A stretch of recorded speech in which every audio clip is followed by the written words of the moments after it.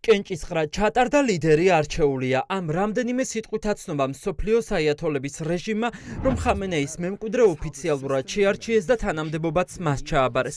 თუ ირანულ მედიაში გავრცელებული ინფორმაციას დავეყრდნობით, ქვეყანას ახლა ახალი სულიერი ლიდერი ყავს, მაგრამ მისი ვინაობა არავისთვის არის ცნობილი. რატომ მალავენ?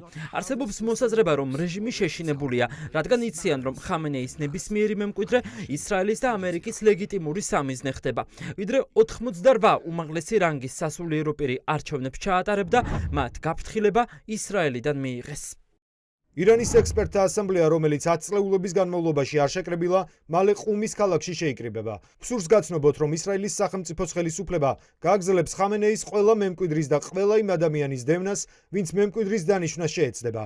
ვაფრთხილებთ ყველას, ვინც მემკვიდრის შერჩევის შეხვედრაში მონაწილეობას აპირებს, რომ ჩვენც უყოყმანოდ მიზანში ამოვიღებთ. ეს გაფრთხილებაა. როიტერის ინფორმაციით ირანის ხელისუფლებაში ბზარი გაჩნდა და განხეთქილება დაიწყო. რეჟიმის პოლიტიკური და სამხედრო ელიტა უკმაყოფილოა პრეზიდენტ ფეზეშქიანის განცხადებით, რომელმაც სპარსეთის ყურის ქვეყნებს იერიშების გამო ბოდიში მოუხადა. წყარო როიტერს უყვება, რომ ამის გამო პრეზიდენტს არაპროფესიონალი და სუსტი უწოდეს. როგორც ირკვევა, ირანის რევოლუციის გუშაქთა კორპუსი ხისტი მოქმედებების მომხრეა. მათ სურთ, რომ ააფეთქონ ყველა ის ტერიტორია, სადაც ამერიკული ბაზები ეგულებათ. ფაქტია, ფეზეშქიანის ბოდიში არაფრად ჩააგდეს და იერიში მალევე ისევ მეზობლებზე მიიტანეს. ღამით აფეთქებები იყო ბეირუთში. ამერიკის შეერთებული შტატები ვერ აღწევს მიზნებს და ახლა ძლივს უჭირავს თავი და ორჭოფობს. სჯობს აღიაროს ტრამპმა, რომ შეცდომა დაუშვა და ისრაელმა მოატყუა. ტრამპს დავსჯით რევოლუციის ლიდერის ხამენეის მკვლელობისთვის ხელიდან ვერ წაგვივა. როდესაც მტერი რეგიონში არსებული ბაზებიდან გვესხმის თავს, პასუხს ვცემთ. ეს ჩვენი უფლება და პოლიტიკაა. რეგიონის ქვეყნებმა ამერიკას არ უნდა გამოაყენებინონ საკუთარი ტერიტორია ირანის წინააღმდეგ, ან ჩვენ სხვა არჩევანი არ გვექნება. პასუხის გარდა. ეს ირანის უშიშროების საბჭოს ხელმძღვანელია, რომელიც ტრამპზე შურისძიებით იმუქრება. ირანის რეჟიმი აცხადებს, რომ არ შეეგუებიან სულიერი ლიდერის მკვლელობას. ტრამპმა ამ განცხადებას ირონიით უპასუხა. ამერიკის პრეზიდენტი ამბობს, რომ ტერორისტულ რეჟიმად გამოცხადებული ხელისუფლება შესუსტებული და უუნაროა. ამერიკის პრეზიდენტი ადასტურებს, რომ 8 დღიან ომში ირანმა შეიარაღების დიდი ნაწილი დაკარგა. აღარ აქვთ აღარც მიწისქვეშა სარაკეტო კომპლექსების დიდი ნაწილი, აღარ ყავთ სამხედრო მაღალჩინოსნები, ვისაც საბრძოლო სტრატეგიის დაგეგმარება ევალებოდა. კარგავენ დრონებს და კარგავენ ცოცხალ ძალასაც. ომს დიდი უპირატესობით ვიგებთ. ჩვენ მთელი მათი ბოროტების იმპერია გავანადგურეთ. ფიქრობ ეს კიდევ გაგრძელდება. ერთ კვირაში იმაზე მეტი გავაკეთეთ, ვიდრე ვინმეს წარმოედგინა. ჩვენ მათი საზღვაო ფლოტი 44 გემი გავანადგურეთ. ჩვენ გავანადგურეთ მათი საჰაერო ძალები.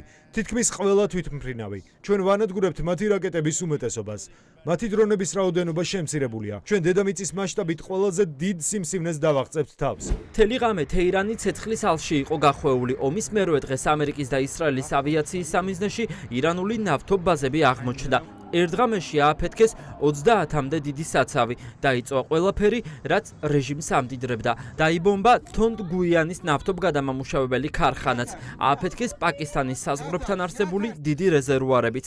ისრაელის საჰაერო ძალების ავიაგამანადგურებლები მიფრინავდნენ თეირანის მეჰრებადის საერთაშორისო აეროპორტთან განთავსებულ საწვავის სხვა რეზერვუარებთანაც. ომის დაწყებიდან ამ დრომდე ირანმა რაკეტები 12 სხვადასხვა მიმართულებით გაუშვა. შეერთებულ შტატებთან ერთად ჩვენ ვცდილობთ დავასრულოთ ირანიდან მომდინარე საფრთხეები. რეჟიმის რაკეტების გამშვები მოწყობილობების 60% და რაკეტების დიდი მარაგი განეიტრალებულია. ირანს აღარ გააჩნია საჰაერო თავდაცვის სისტემები. დაახლოებით 80% რაც ირანის ცაზე საჰაერო უსაფრთხოებას უზრუნველყოფდა. ჩვენ მოქმედებებმა ირანიდან მომავალი თავდასხმების მინიმუმამდე შემცირება გამოიწვია.